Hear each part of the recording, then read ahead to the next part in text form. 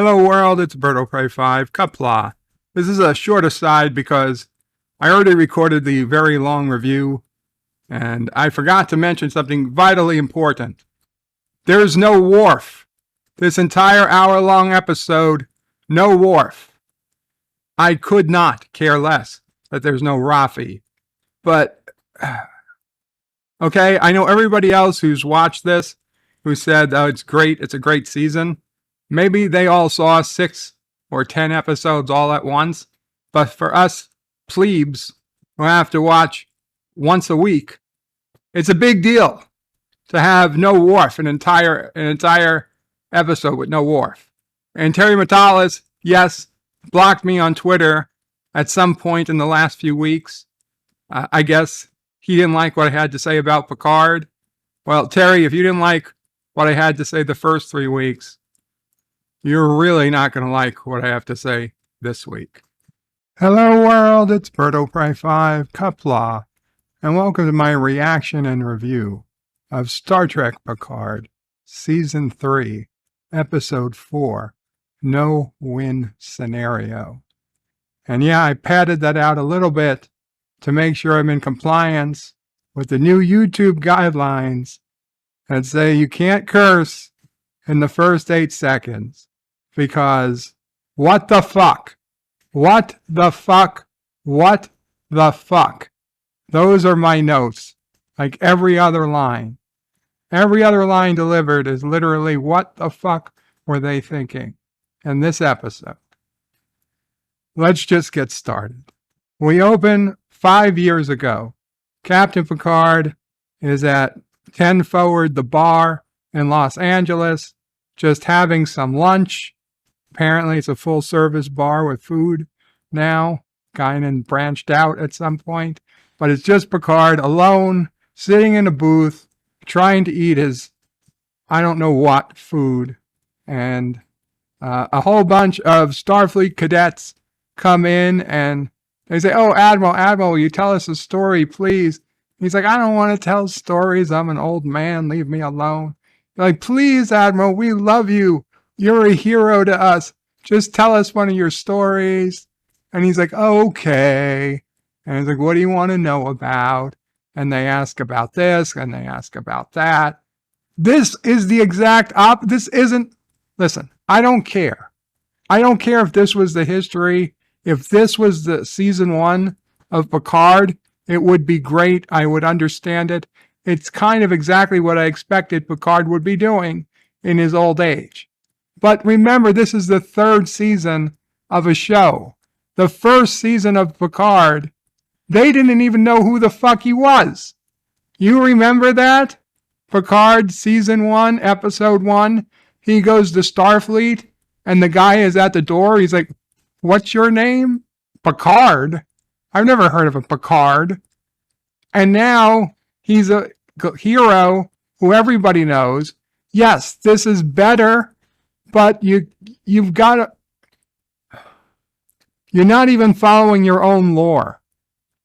This would have been better, but you already went with what you did. So now you're changing course, erasing your own history.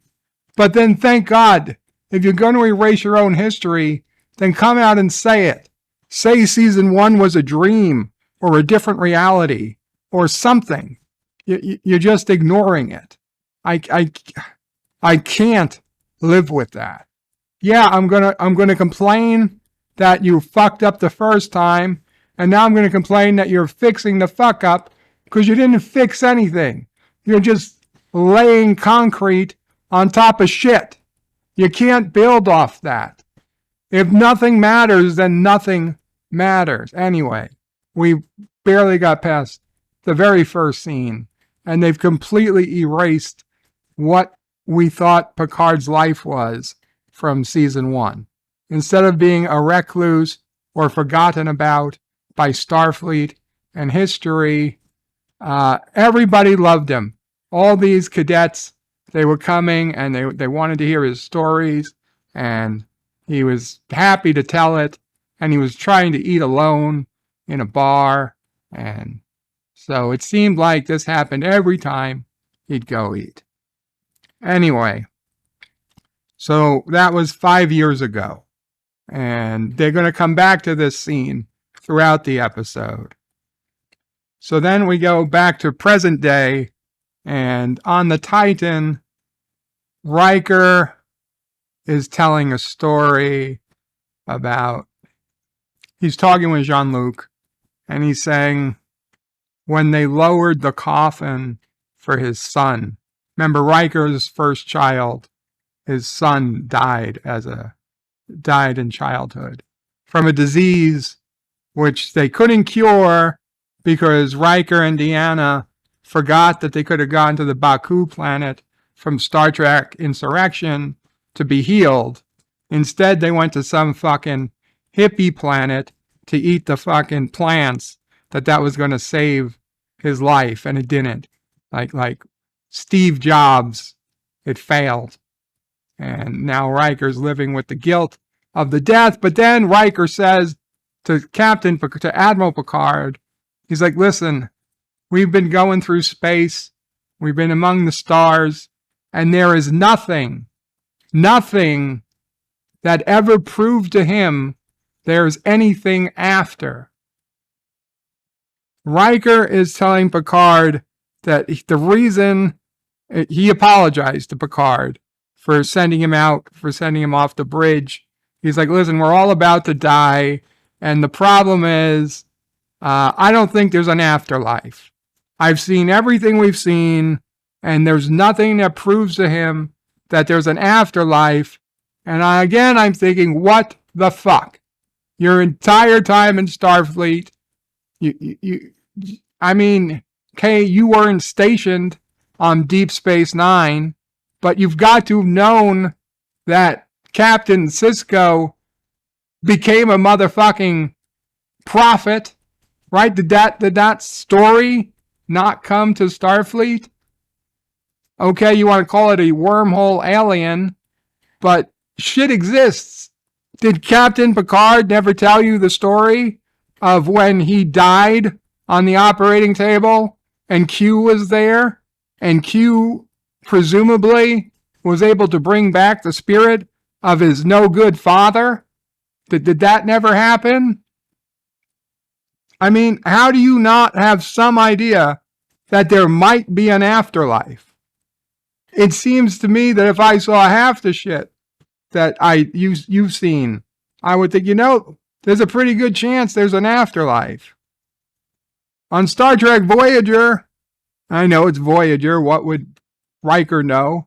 But B'Elanna basically confirmed the Klingon afterlife. I would not believe that Riker or anybody in his position is still worried that there's no chance for something happens after you die.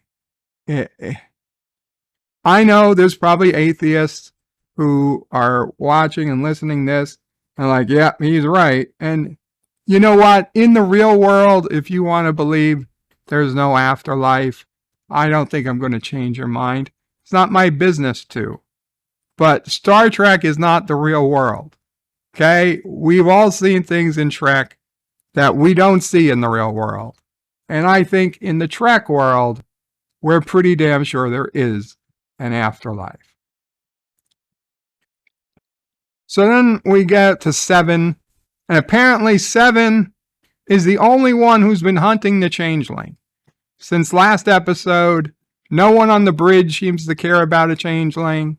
Seven's the only one who's hunting it, and she finds, I don't know how, she opens a fucking door.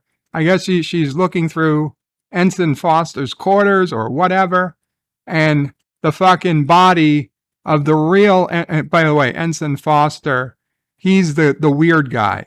That's the name of the weird guy who turned out to be a changeling. So she's in his quarters or wherever, an entire body. Ensign Foster's body just falls out of a closet. The body's been there for days, I guess, fucking decomposing and shit. And So she's like, oh, he's Ensign Foster. He was our transporter officer. And so she brings this to Riker, and Seven and Riker have a conversation. And you think, why hasn't anybody been looking for this changeling but Seven? And Riker says, you know what, Seven? We got to keep it quiet. And Seven's like, what the fuck do you mean? Keep it quiet. There's a changeling. There's a changeling loose on the ship. And Riker says, yeah, Seven, but you see, the ship morale is so low. Ship morale? They said they have 4 hours to live. They're all going to die. This is the no-win scenario. Everybody on that ship is making peace with their maker. What the fuck is he worried about ship morale? Oh my God. I'm just thinking that Riker has to be a shapeshifter at this point. Okay? And unfortunately, spoiler alert, he's not. By the way, yes, there's spoilers. So if you didn't know there were spoilers, there's spoilers. Don't watch. I don't know what to tell you if you don't want spoilers. So Riker, morale is low, so don't tell anybody you're going to do a shapeshift. And then Riker tells Seven, I could reinstate you, but maybe it'd work better out for both of us if I don't. In your unofficial capacity, you could keep hunting the shapeshifter. What the fuck? What does it matter if you reinstate her or not? She's got 4 hours to live. So you're going to unofficially let Seven hunt a shapeshifter with zero fucking help. Riker asks, if the shapeshifter's mission was to deliver Jack to Vadic, it failed. And if Vadic wanted to save us, she could have. She's not coming to save us. And all I'm thinking is that scene where Riker says, shut up to Picard in the Next Generation episode. You aren't capable. He tells Data or Geordi, you're not capable of that level of incompetence. You're incapable of that level of incompetence. That's what I'm yelling to my screen, that Riker is incapable of this level of incompetence. But no, as it turns out, he completely is. Apparently. He completely is. And he's not a shapeshifter. I was so sure he was a shapeshifter. He's not. So then Picard goes to talk with Jack and Beverly in sickbay, and we see Beverly has been perfectly able to time all of these shocks from the nebula. The nebula creature, every few minutes there's an energy pulse, and the ship lights up. All the lights turn on the ship, and for a brief few seconds you can actually see what the fuck is going on. So she's able to, she's predicting it. She's like, 5, 4, 3, 2, 1, and the lights turn on, and everybody shakes. I'm like, oh, okay. So I'm thinking, oh, maybe this is interesting. Maybe I thought she's like, maybe she figured out these shocks are prime numbers. Like there's a prime number of minutes or something between shocks, or, maybe the creature or the nebula was trying to communicate with them. There is a reason, we'll find out later, but it's not nearly as interesting. So Seven goes to talk with Captain Shaw, who's in his quarters, appears to be completely recovered from what happened to him last episode, where he was very near death with very serious internal injuries. Right now, he's completely alone in his quarters, sharpening a knife, sitting in the dark. And this was after Riker at the end of last episode, Riker ordered the crew to gather in common areas because he was going to have to start shutting down life support. So Captain Shaw, who was critically, mortally wounded minutes ago, has been released to his quarters completely alone, and is recovered enough to be sharpening a knife, alone in the dark. And Seven comes in to talk to him. And she's like, I've never had experience with a shapeshifter. And so Shaw brings her up to speed on, well, I think that comes on a little later. But Shaw's going to bring her up to speed. Riker, we're back at Riker. They're cutting all over the place. The first half of this episode, scenes change quickly. Riker's recording a private message for Deanna. He can't do it. He tries. He doesn't know what to say.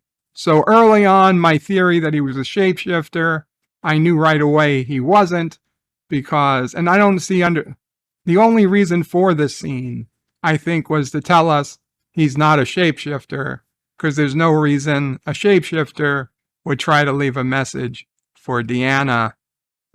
He was basically, listen, he knew that the Titan was going to be destroyed, because at this point, the Titan is still falling through the nebula, getting closer to the gravity well. And it's only a matter of time before they're destroyed. And he's like, in case the Titan's ever recovered, but he can't even bring himself to record a message. So then Picard turns on the holodeck. Picard turns on the holodeck and starts the simulation of 10 forward with Jack Crusher. And they just went through a whole thing about how power on the ship is at an absolute minimum. They don't have enough to survive. They need more. Every little bit they can drain, they need for shields, they need for engines. And Picard has the gall to turn on the fucking holodeck to talk to his son, to have a little moment with his son, to show his son his favorite bar. And I'm thinking, what the fuck are you doing? The holodeck uses a lot of fucking power. And and then they try to fix it. They try to act like Jack Crusher is like, you know, what the fuck? At least he brings up, why are we using power when power is so readily needed at this very moment? And Picard gives some bullshit line of how, well, the holodeck relies on an independent power source. So in times of distress, it can be used as a sanctuary. Okay, maybe that's true on new ships. Obviously, that was never the case on the Enterprise D or on Voyager or in the holosuites on Deep Space Nine. They all needed power, okay? They all relied on main power. So maybe the Titan, 20 years in the future, for some fucking reason, they decided to wire up the holodeck with its own power source. But then you could have just wired the holodeck power into the ship's main power to get some extra power. Okay, and I'm realizing all these things they've done so far, like they don't have an engineer. We don't see the ship's engineer, the chief engineer. Like, where are they? I'm kind of curious. So anyway, Jack, Picard tells Jack about how, oh, don't worry, this doesn't drain the ship's power. So Jack says, so everyone just pretends, what, you have a tropical simulation going on while the ship is destroyed around them? And that was exactly what I was thinking. I'm like, so then why isn't everyone in the holodeck right now? This is the perfect time. Everybody knows they're about to die. Turn the fucking holodeck on. Put on a goddamn luau or whatever, some fancy tropical whatnot, or being that it is new track, just fucking fire up a fucking orgy. Let the whole crew go out having a giant orgy, which is what they want to do anyway, and just be done with it. But no. Apparently Picard was the first person to think to use the holodeck, and so him and Jack are going to talk in a replica of 10 Forward. Not the 10 Forward of the Enterprise, the 10 Forward of Los Angeles, California. So Jack and Picard, they talk, and Jack's like, listen, let's talk about the elephant in the room. And like, you're like thinking, oh, what's this going to be? So Jack says, the hair. When did you lose it? And Picard says, what are you, 23, 24? And he's like, let's just say enjoy it while you can. And I thought it was kind of a funny line. And I was about to give props, though I'm annoyed. Picard doesn't even know how old his son is yet. He doesn't even ask, oh, when were you born? What's your birthday? He doesn't. He's like, what are you, 23 or 24? And Jack doesn't give us a specific answer. He's just like, yeah, you're close enough. And all of a sudden, I realized there's a Jameson Irish whiskey bottle, contemporary, 2024, 3, whatever year it is. Bottle of Jameson whiskey. They're doing a fucking product placement shot. There is a product placement shot in Star Trek Picard. For the next 60 to 90 seconds, a bottle of Jameson whiskey is constantly facing the camera, no matter what angle the camera is at. It completely takes me out of Star Trek. I'm like, since when do you do product placement shots in Star Trek? Oh my fucking God. So Jack is talking to Picard, and he's telling him something about his life. He's like, well, one time he was working on an Andorian, and an Andorian had a broken antenna, so he went to set it like it was a fucking bone. He's like, oh, but Andorian antennas are very sensitive, and they fade out. We never hear the story, the end of the story of the Andorian with the broken antenna. So we go back to the different scene with Seven and Shaw. They're in Shaw's quarters, and Seven has a pad, and you see on there that Ensign Foster, his first name was Eli, and Shaw's like, why would he kill our transporter tech? He could have been anybody on the ship. And Seven's like, I don't know much about shapeshifters. So Shaw starts telling her about how you can trap a shapeshifter. And he says, you know what you can do? You've got to steal their pot. And Seven's like, I don't think you're talking about cannabis. And he's like, sadly, no.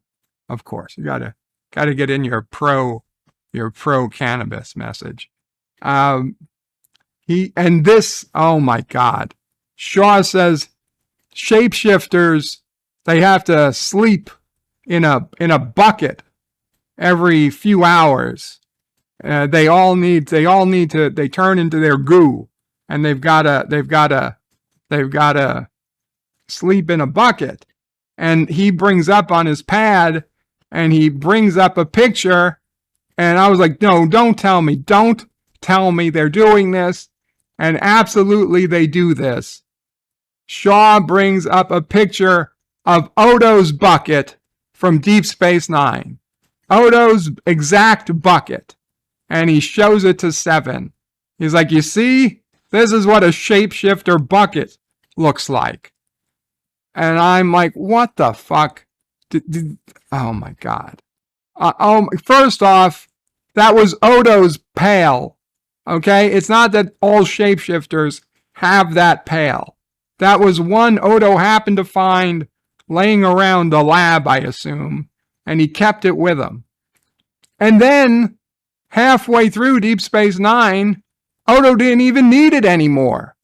He didn't sleep in the bucket. He took shapes. He used the bucket to hold flowers.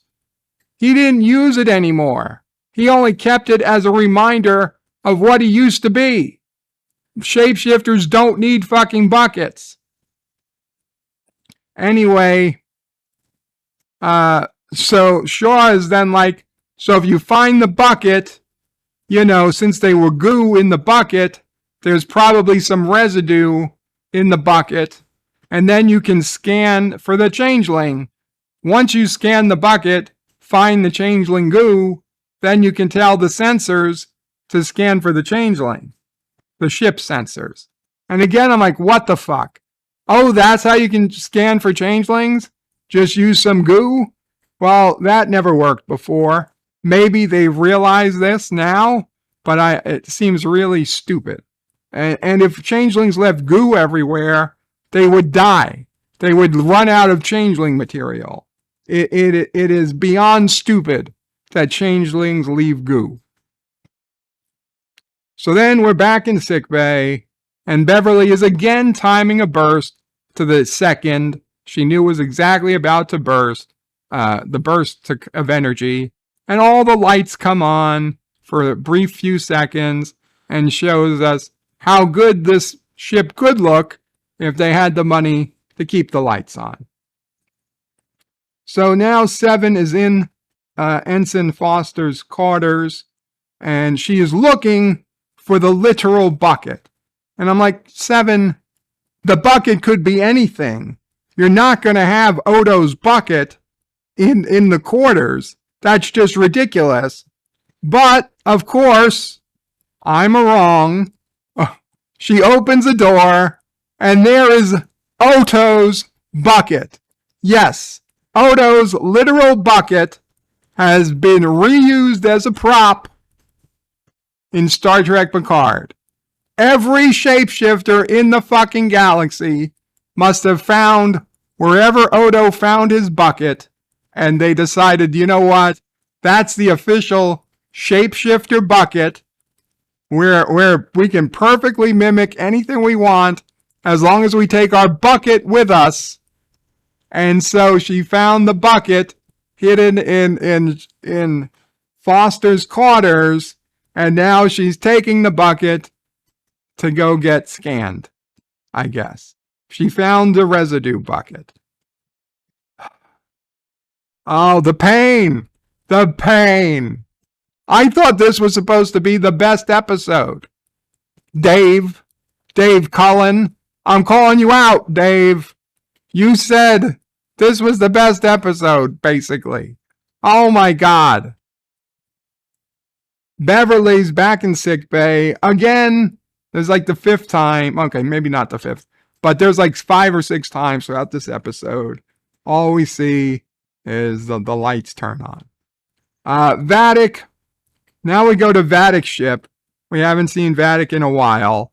And oh my God, this is one of those scenes not quite as gruesome as Ichib's infamous eye pop.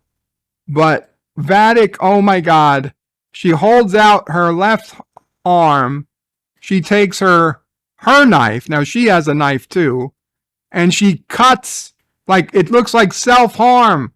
Like if this was on YouTube, they would flag it as shit. You're showing somebody offing themselves. She uses her knife to cut self-harm, cut her wrist.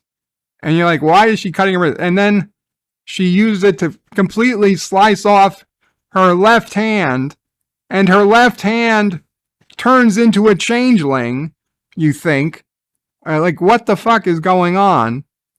And this, I don't know how to explain it. She cuts off her left hand with her knife, and it turns into what appears to be a changeling in a pan. But then the goo starts flying. The goo is just floating in the air, like right in front of her. It kind of looks like a skull of fire, like something you would see on a fucking motorcycle helmet or something. But it's like literally, it's not fire, but it's kind of fire. And this skull is talking to her, and it has a voice like one of the fucking Transformers from the 1986 Transformers movie, like fucking Unicron or something. And she's having a conversation with this flying fucking fire skull in the middle of her bridge, and her crew is all around her. And it's like, maybe this is a conversation you want to have in private. And this skull, she's telling her that Jack got away. Jack got away. And the skull is telling her, no, you have to pursue. Nothing else matters. And she's like, but it's suicide. We can't go in there. He got away. And the skull says, no, you'll die. If you don't go in there, you'll all die. Nothing matters. Your crew doesn't matter. You don't matter. You go in and you get him. And then it turns back into goo and reattaches to her arm, and her hand comes back. So Vadic then orders the portal system be disengaged because the portal system is somehow incompatible with the nebula, even though she used it in the nebula once or twice already. And they're going to go back in to the nebula. So when the portal system is disengaged, it gets jettisoned into space, and we can see on the portal that it says Daystrom Institute. In case we weren't sure, yes, this was the portal stolen from the Daystrom Institute. It's got the Daystrom Institute written right across the side of it. So now we go back in time 5 years again, and Picard is telling another story to the cadets, and he's talking about the time with the Temerians. The Temerians were the walls at Tanagra when the walls fell. So he's saying, and the lesson he learned with the Temerians was that if we give up our will to communicate with each other, we all die. And Picard's like, please, I want to eat my lunch. Could you guys leave me alone now? And one woman, even though despite his food being there and him being very nice, asking them all to leave him alone, one woman still says, hey, could you tell us the one about your friend Jack Crusher and some incident with a shuttlecraft? And I'm thinking, Jack Crusher? What the fuck? And I'm like, oh, right, Jack Crusher is Jack's father's name. So he's like, oh, Jack Crusher. And I'm thinking, oh, that's weird. And before he starts off with a thing, he's like, yeah, there was a shuttle, but he doesn't go into any of the details yet.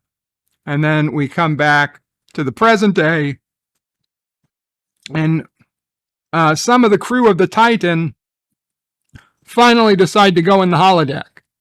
So they come in, and after they come into the bar, they ask, is this a private simulation? Well, if it was a private simulation, I assume the doors would be locked. But Picard, who was having a private conversation with his son, of course realizes that I guess he can't monopolize the holodeck, being an admiral or something. So he says, no, let everybody come in. Take a seat. He says, sit anywhere. Look around. Like, gee, thanks, Admiral. We're all about to die. Thank you for giving us permission to be in your program. Maybe you want to run our program, Orgy 001 Beta? No, whatever. So they're all sitting around this shitty bar. Excuse me, but it is. And looking around. So Jack tells to Picard, he's like, I grew up alone. I'm perfectly fine alone. I don't need this. If you're doing this for me, I don't need this. And Picard says he needs it. He needs this moment with Jack. That was, fairly well done. And I think at that point, Jack kind of realizes that Picard is doing this somewhat for himself, not all for him. And then again, we cut to Beverly again, timing the energy shocks. And this has been going on now for quite a while. Why hasn't Beverly called the bridge and told them, hey, these quote unquote random energy shocks? I figured out there's a pattern. No. So then we cut to Seven. Seven's walking down a corridor holding Odo's bucket. and she uses the comm badge to call the biochemistry lab. So she goes 7 to biochemistry. She doesn't say 7. Commander Hansen, the biochemistry lab. I need you to scan something for me. And the biochemistry lab replies, and she's like, nope, our power has been shut down. But obviously somebody was there to respond. She's like, our power is shut down. May I suggest you use your tricorder? And 7 is carrying the bucket, and she gets annoyed. And 2 officers happen to pass her. One of them looks at the bucket. Black guy, not that it matters, but you'll see. They do a real close-up of the face. So anyway, the black guy looks at the bucket, takes out a phaser, and instantly kills the person who was just walking next to him. And then aims the phaser at 7 and shoots and vaporizes the bucket.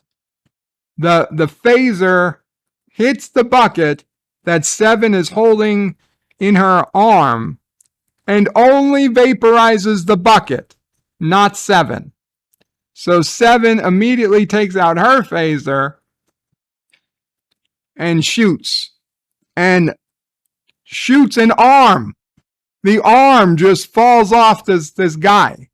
The arm just falls off the guy. And then we get this really weird scene with the face. And you can tell he's a changeling. But the face doesn't quite turn into goo. But it just... They're using some really weird, I assume, video filter. And it makes his head kind of look a little bubbly. And you can tell he's hurting. You can tell he's in pain. And 7 fires off a few more shots, but he absorbs them all. He absorbs them all, and then he turns into goo. And very slowly, 7 allows him to kind of go through a vent in the wall. I mean, she could have kept shooting, but I guess she's so dumbfounded, she just stops shooting and lets the shapeshifter leave. So then 7 calls sickbay and says, emergency, an officer has been killed. Well, the officer's dead. Why are you calling sickbay? And it's certainly not an emergency. They're already dead. But sickbay responds. The chief medical officer tells 2 people who look like they were patients to just go. And Beverly, for some reason, another energy shock or whatever, and she's like, and things are about to get a lot worse. Who is she talking to? I don't know, but Beverly tells us things are about to get a lot worse.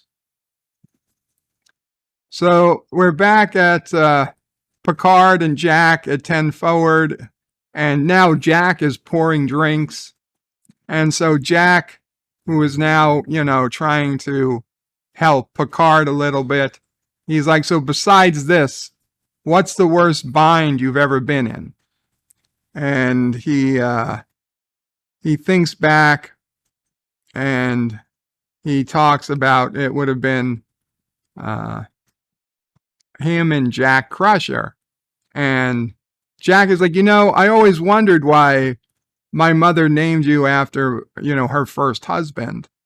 And Picard says, well, Jack was once his very best friend at the academy, and he would have named him Jack also. I don't believe this for a second. First off, there was, and I brought it up earlier, the episode where Picard had a flashback. He lived his life at the academy over again. And I don't think Jack was his very best friend there. I think him became friends on the Stargazer, but I don't know if the lore is true that it goes back to the academy. Anyway, it doesn't matter. It doesn't matter.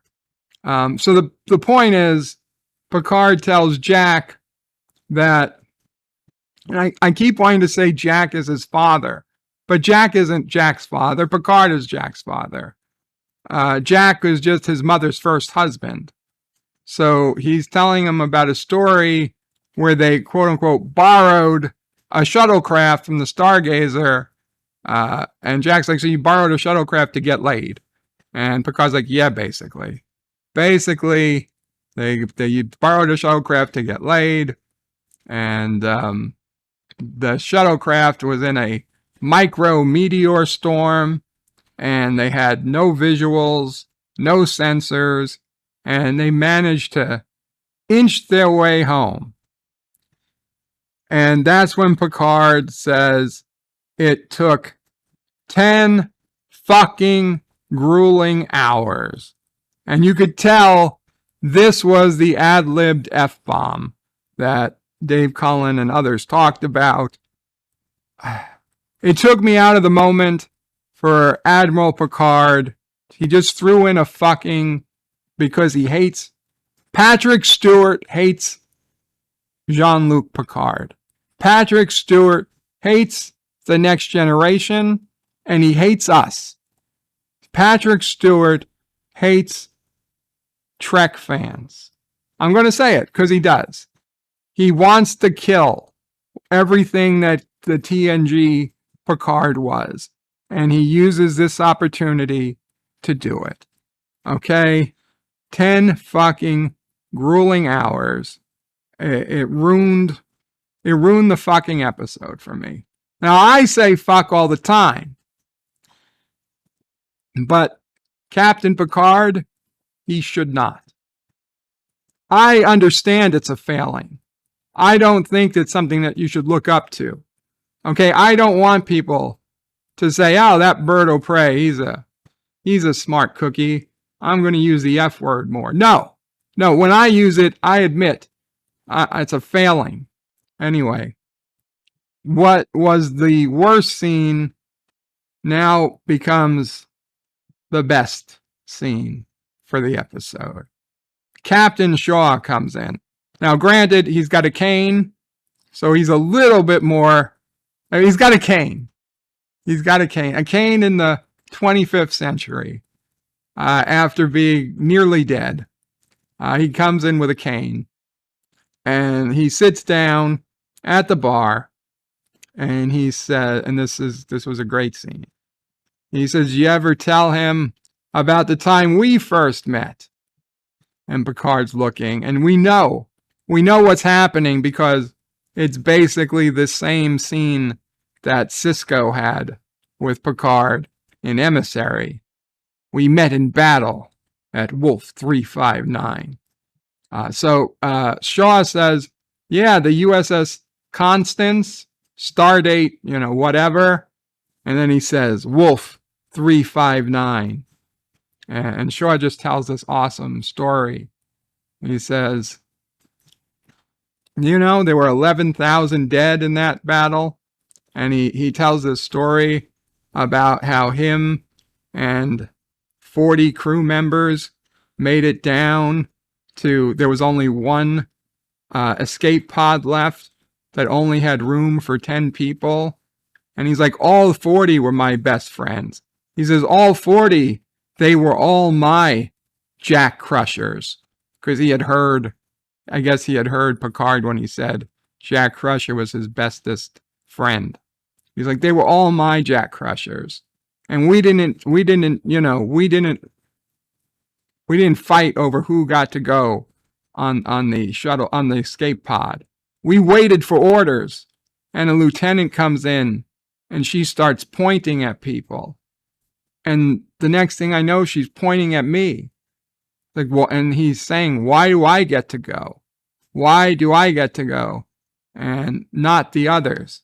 And it turns out Shaw's psych profile thing that was alluded to in the earlier episode.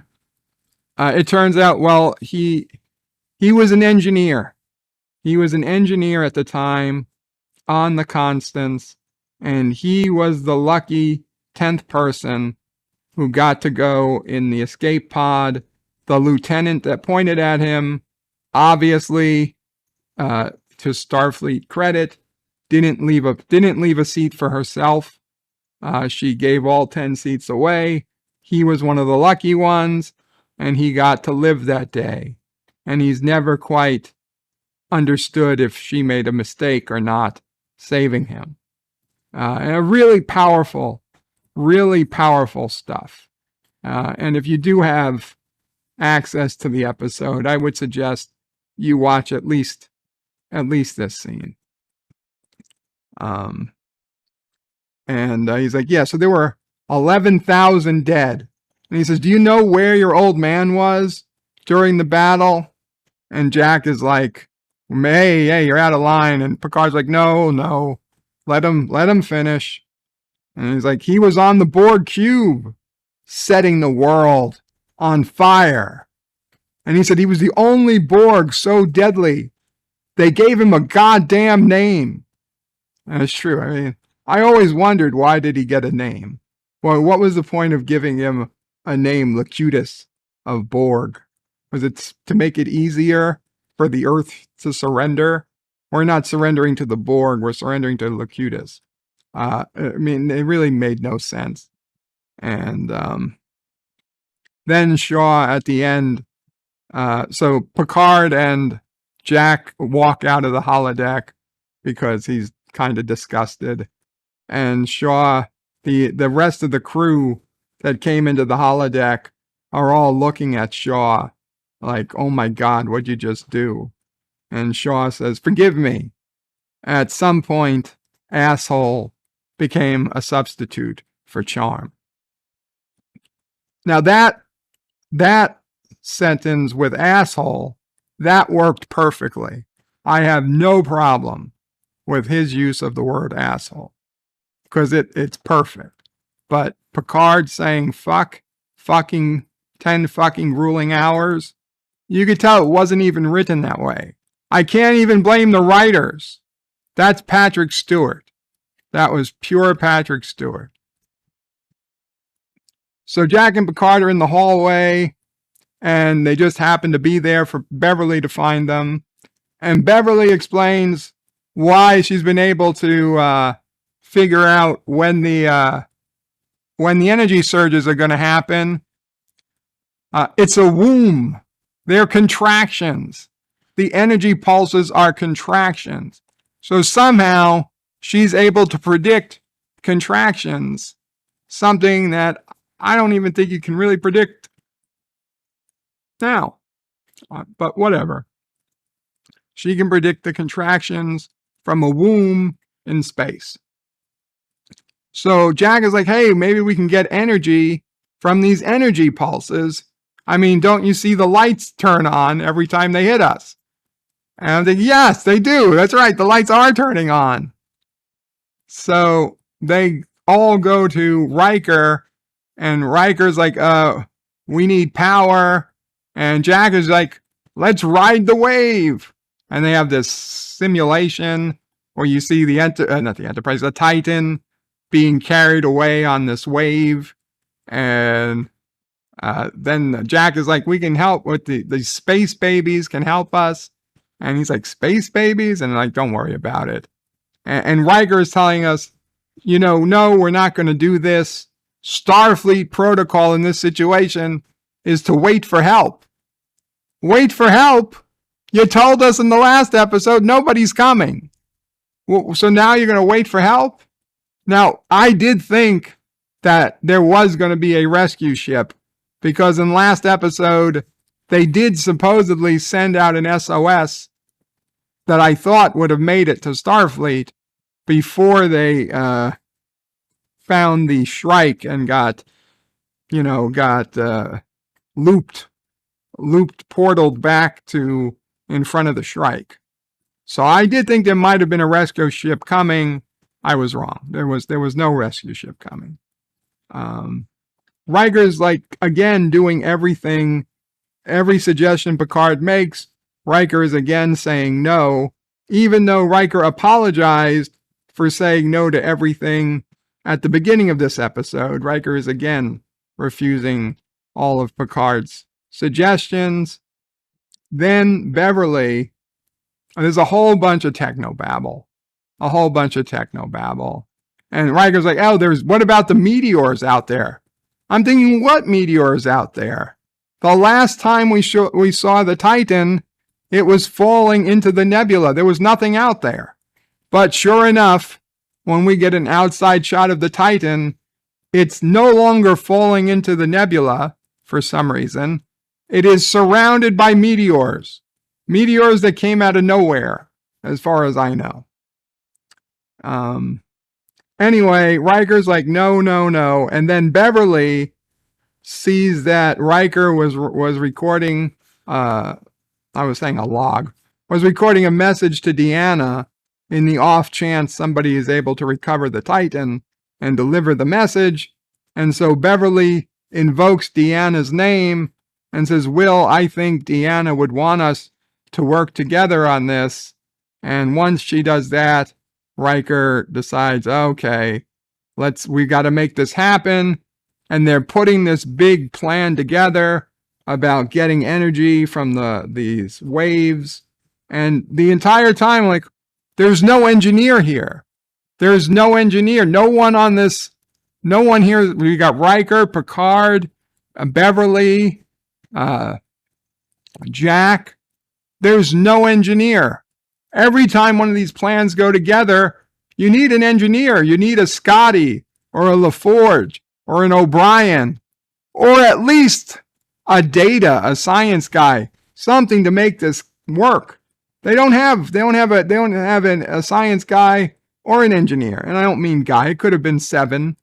They don't have either one at this point. They're just doing, I'm like, no, I don't believe it. These people don't have the skills. These people don't have the skills. Anyway. So then, like right after I'm thinking this, we do finally see the outside of the Titan. It's got damage. It's surrounded by meteors. And anyway, for this plan to come together, they finally realize they need an engineer.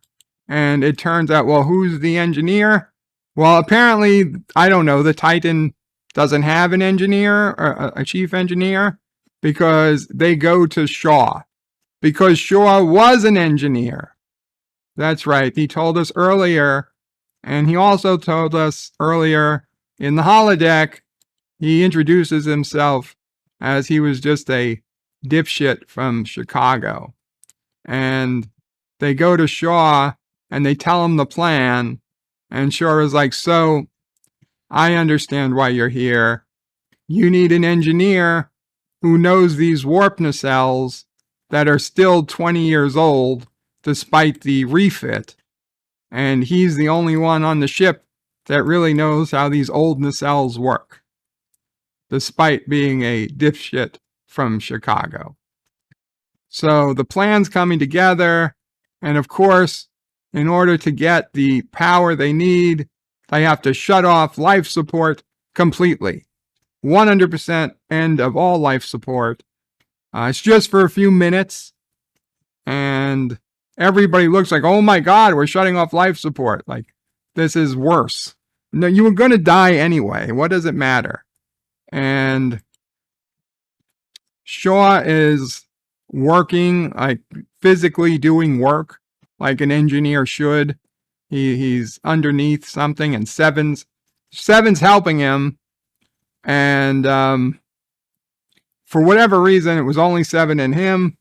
And so Shaw says, you know, if the changeling, which they had stopped looking for, if the changeling really wanted to screw us, now is the time. And of course, so 7, I guess 7 leaves at this point. We cut back to the bridge, and Riker tells Picard, you're the only one with experience. You're the only one with experience flying without visuals, even though they kind of have. And he says, you know what, Picard, you have the con. And Picard takes the captain's seat. Now, I always thought had the con You usually take the pilot seat in Trek. I know it means that you could be the person in command. I don't ever remember you have the con and taking the captain's seat, but whatever, I don't care. Picard takes the captain's seat, but LaForge, Sidney LaForge is still at the con, and Picard just starts, telling orders. So we go back to Shaw and Seven. Seven leaves, and then Ensign LaForge comes in, and she's the obvious changeling, because Shaw just said if the changelings wanted to get us, now would be the time. And we just saw LaForge on the bridge, and Ensign LaForge comes in and says, Shaw's like, "Why are you here?" She's like, "Oh, I am, my father is Geordi LaForge, the most famous engineer in Starfleet history. They sent me here to help you." And we know she's a changeling. And she's like, "Let me tell you," because he already has one nacelle door open. He's trying to open the second nacelle. She's like, "Well, listen, if we have one nacelle open, are we still going to be able to move?" And she's out of sight because Shaw's under a bulkhead. And she's getting a phaser ready to kill Shaw. And Shaw is about to answer her when Seven comes in and with a phaser and says, "Put down the phaser," as if the fact that she was holding a phaser isn't proof enough that she's a shapeshifter. Seven has her put down the phaser, and then she tries to test her to see if she really is Sidney LaForge. And she says, "Commander, I was just sent down here to help. I'm sorry." And she's like, "Commander who?" And she says, "Commander Hansen." And instantly Seven vaporizes her, blows her away. Not vaporizes her. Kills her with one shot. With a single shot. And Shaw's like, "How did you know she was a shapeshifter?" And Seven's like, "Because LaForge always calls her Commander Seven out of respect." And Shaw's like, "Good call, Seven. Good call." Meanwhile, I am livid because, one, a shapeshifter wouldn't need a phaser to kill. In fact, they wouldn't use a phaser to kill. They could just turn themselves into a blade and instantly kill. And that's what we see them kill that way many a times. Okay, they don't need phasers. If the shapeshifter could have killed Seven and Shaw instantly without having to use a phaser. Second, Seven already shot this exact shapeshifter like 6 times with a phaser, presumably on kill, and it did nothing. I mean, it slowed it down. Now, all of a sudden, a single shot actually kills the shapeshifter. Again, we've seen shapeshifters, open up holes in their body to avoid being hit by phasers. A phaser really shouldn't be a way to kill a shapeshifter, but even in this own episode, this shapeshifter absorbed 4 or 5 shots of the phaser. Why is this shot any different? But Seven kills the shapeshifter. Yay, Seven. So then we're back on the bridge. They've turned off all life support, and they're getting ready to ride the wave. They're riding the energy wave. The plan works. Of course, there were some close calls. Jack Crusher has to help Picard manually navigate around meteors. He's calling out. Apparently, they don't have visuals, but they have a little screen that Jack can see meteors on. And so he's calling out coordinates to Picard, and Picard is giving LaForge commands like 45 degrees to the left and 20 degrees up, yada, yada, yada. Everything goes well. They make it out of the nebula. There's a whole bunch of meteors going with them with the wave. The ship is getting fully charged. the lights are coming on, everybody's getting happy, and then they detect the Shrike. The Shrike is waiting for them. They know somehow the Shrike knows exactly where they're coming out of the nebula, and they're exactly in front. And Riker says, oh, can we use the tractor beam? And of course they can. After having no power, they're now fully charged. So he tractors an asteroid behind the Titan, and I knew exactly what he was going to do, but it was pretty good. And as soon as they come out of the nebula, which is not a nebula anymore, he orders the tractor beam and the ship to move, and they fling an asteroid directly at the Shrike. And it doesn't destroy the Shrike, but it badly damages the Shrike. And that calls back to when the Shrike threw the Helios at the Titan.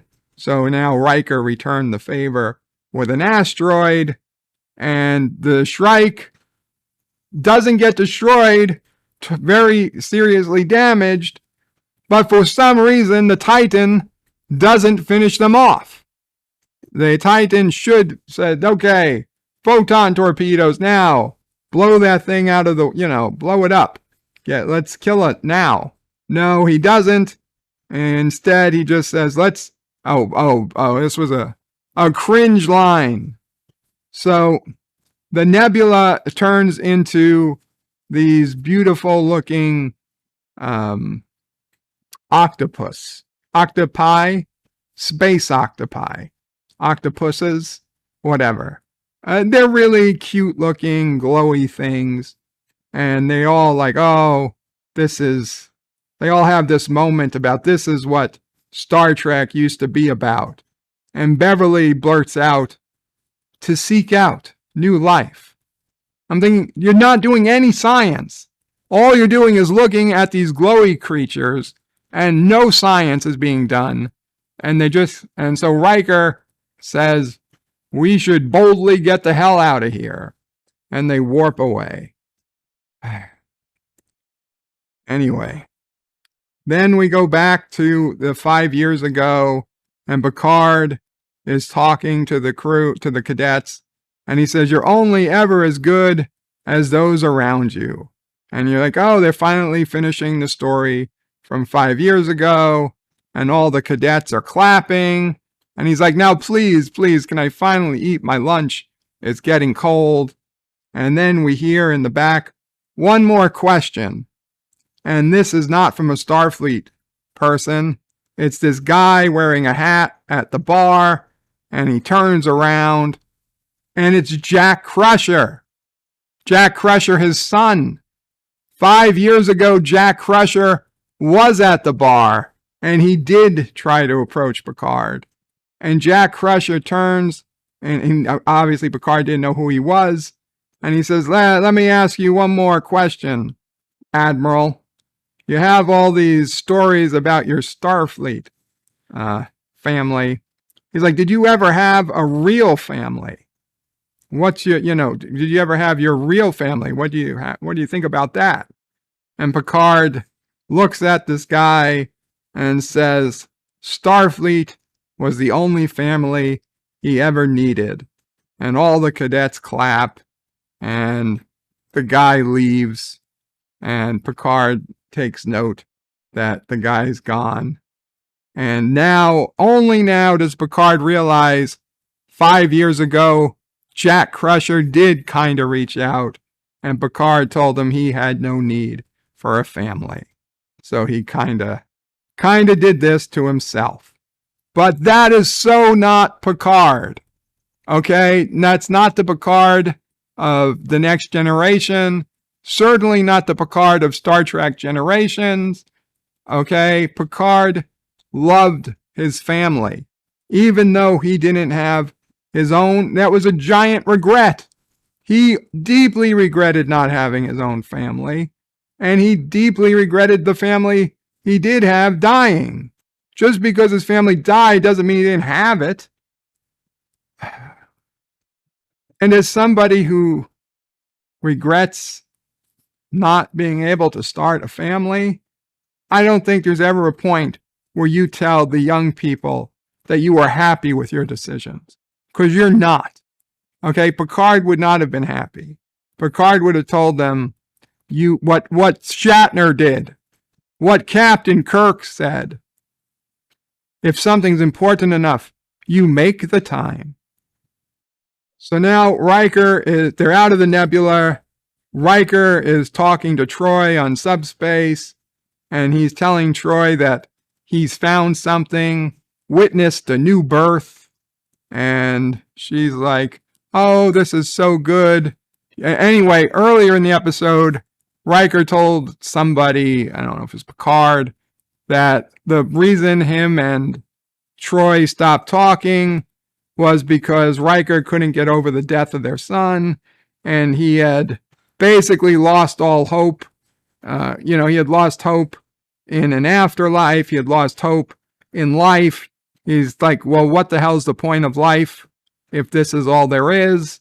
And it took seeing this beautiful nebula turn into all these space babies, and now he's witnessed a new birth, and there's a new passion in him, and that it's gonna fix everything, and him and Troi are gonna get back together. And she's like, oh, this is beautiful. It's been so long since you've talked like this. And then she asks, are you and Jean-Luc in trouble? And Riker says, I'm not sure yet. Then Picard does an admiral's log, and he's like, there's still too many questions. Who is Vadic? What does she want with Jack? Like, yeah, those are the questions we all still have. And then the final scene is Jack at a bathroom sink, putting water on his face. And I'm thinking, whose quarters does he have? Because earlier, Shaw gave Picard and Riker bunk beds. Now they have open quarters, whatever. So it doesn't matter. Anyway, he's washing his face, and then he starts having a vision. And we see the red door is back, and some very disturbing scenes. And you keep hearing voices saying, find me, find me, find me. And we don't get to see what's behind the door yet. Maybe next episode. End of episode. And oh my God. This is a tale of two Treks. Okay? There is a lot of problems I have with this episode. A lot. This doesn't feel like Picard. This doesn't feel like Riker. The absolute ridiculousness that all shapeshifters have Odo's bucket. Odo's fucking bucket. The fact that they contradict their own writing. The fact that there's no engineers, except when there's one, but it's the captain.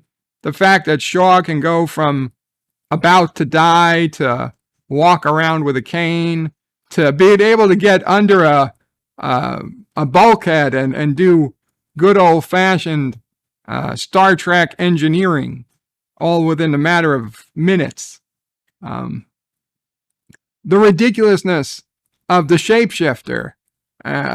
What are they doing? What's their mission? Whatever the fuck is going on with Vadic's left hand. I mean, there's so much wrong with this episode. But I got to tell you, Shaw as a captain, as a character, he's really strong. He's getting stronger. There were a couple of decent, really decent scenes. But goddamn, that F-bomb, that Captain Picard F-bomb, I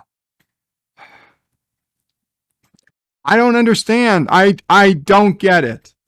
I don't get where this is the great Trek, where this is the change. I'm sorry. Episode 3 last week, I thought was a better episode. I had high hopes for this one. This might be the worst one yet. This might be the worst episode yet. I'm giving this a 6 out of 10. There's no reckoning. There's no reckoning some of this shit. I'm sorry. 6 out of 10. And I don't have hope. This is the episode, I think, that broke my hope. It is not looking good, people. It's not looking good. Bird out.